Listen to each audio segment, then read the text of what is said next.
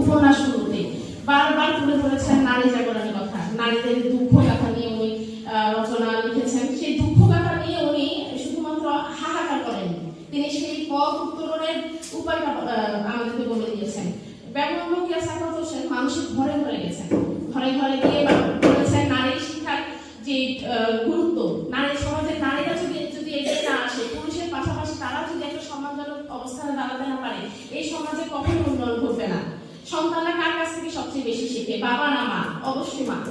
এবং মায়ের কাছ থেকে শিখতে হলে সে মাকে আগে করে শিক্ষিত হতে হবে। মাই সন্তানের প্রথম শিক্ষক, মায়ের সন্তানকে প্রথম হাতে ধরে দেয়, মায়ের সন্তানকে প্রথম অক্ষর জ্ঞান দেয়, মায়ের প্রথম সন্তানকে তার ধর্ম শিক্ষা দেয়। কাজে মা যখন শিখবে, মা যখন জানবে, প্রত্যেকটা বাচ্চা সেই শিক্ষায় শিক্ষিত হবে। এবং বেগম রোকেয়া সাখাওয়াত হোসেনের এই গুরুত্বপূর্ণ ভূমিকা পালনের ফলে আজকে আমি এখানে আপনাদের সামনে দাঁড়িয়ে আছি।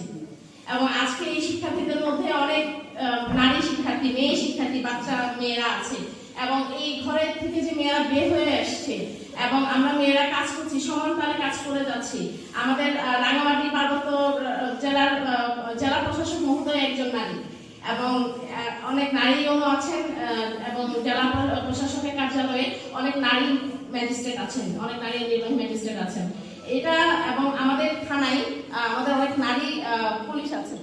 ওসি সাহেব, আমি আগের দিনে ওসি সাহেব ছিলেন, ওনাকে আমি মাঝে মাঝে বলতাম আপনি বিভিন্ন জায়গায় যখন যাবেন আমাদের নারী পুলিশদেরকে সাথে নিয়ে যাবেন, এখানকার বাচ্চারা দেখে শিখবেন, মেয়ে বাচ্চারা আগ্রহ পাবে, উৎসাহ পাবে, তারাও শিখবে যে ভবিষ্যতে আমাদেরকে এই জায়গায় ঘুরতে যেতে হবে।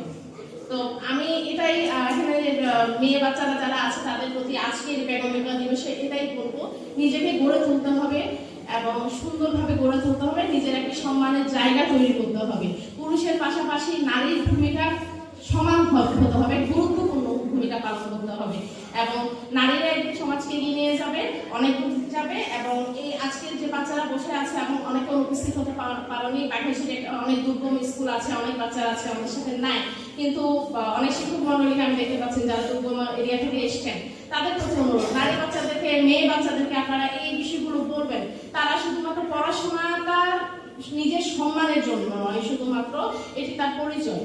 একদিন সে একটি ভালো পদের জায়গায় যাবে, সেই দেশকে নেতৃত্ব দেবে, সেটা হোক রাজনৈতিক, সেটা হোক সরকারি চাকরি, বেসরকারি চাকরি, বিশ্ববিদ্যালয় শিক্ষক, যেটাই হোক, কিন্তু তার নেতৃত্ব গুণ তাকে শুধু এগিয়ে নেবে না, এ দেশটাকে বিশ্বের মঞ্চে এগিয়ে নেবে।